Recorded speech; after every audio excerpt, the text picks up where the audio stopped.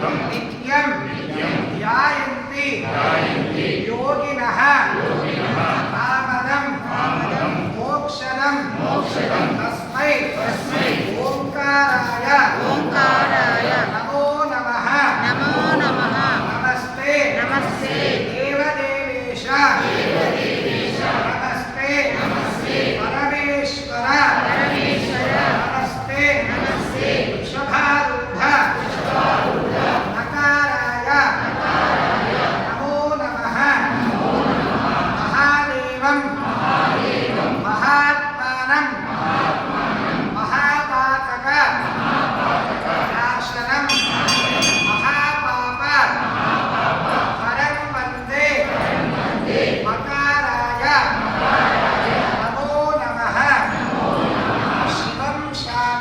शिवं शान्तं जगन्नाथं लोकः अनुग्रह कारकं शिवमेकं परं वन्दे शिवाय नमो नमः वाहनं वृषभो यस्य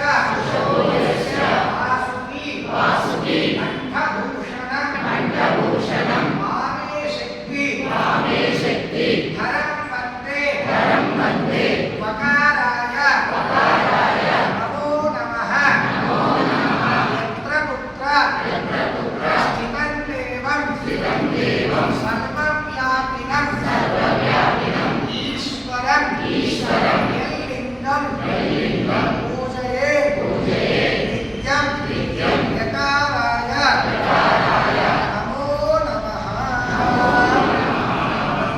పరమేశ్వరుడికి నమస్కరించుకోండి. ఎందుకంటే ఈ రోజున ఆర్ద్ర నక్షత్రయుక్తము మాస శివరాత్రి సమర్పణ సందర్భము మరియు సోమవారం మూడు కూడా తిథి వార నక్షత్రాలు అన్నీ కూడా కలిసి వచ్చాయన్నమాట. అందుకని ఈ రోజున విశేషంగా స్వామివారికి సప్తవింశని అంటే 27 ద్రవ్యములతోటి అభిషేకము అనంతరం స్వామివారికి విశేషంగా చాలా ప్రీతికరమైనటువంటి మామూలుగా ప్రతి ఆర్ద్ర నక్షత్రమునకు అన్నాభిషేకం అనేది చేయాలన్నమాట. ఆర్ద్ర నక్షత్రానికి అన్నాభిషేకం చేస్తే చక్కగా మన ఇంటిలో ధనవృద్ధి ధాన్యవృద్ధి కలిగి మనకి ఇంటికి ఎటువంటి లోటు లేకుండా ఉంటుంది పరమేశ్వరుడికి అన్నాభిషేకం చేయడం వల్ల. కాబట్టి ఈ రోజున ఆ యొక్క ఆర్ద్ర నక్షత్రం కూడా కలిసి వచ్చింది కాబట్టి స్వామివారికి విశేషంగా అన్నాభిషేకం కూడా ఏర్పాటు చేయడం జరిగింది. ఇప్పుడు మీ అందరికీ కూడా చెప్పించినటువంటి శ్లోకాలు ఏమిటంటే ఓంకారము నకారము మకారము శికారము వకారము యకారము అంటే ఓం నమః శివాయ. ఈ యొక్క ఒక్కొక్క అక్షరానికి ఒక్కొక్క శ్లోకం వేదంలో చెప్పబడింది అనమాట. కాబట్టి ఇప్పుడు ఆ యొక్క పంచాక్షరి శివపంచాక్షరి అయినటువంటి నమః శివాయ అనేటువంటి వేద మంత్రాన్ని మీరందరూ కూడా ఇప్పుడు పలికి ఉన్నారు.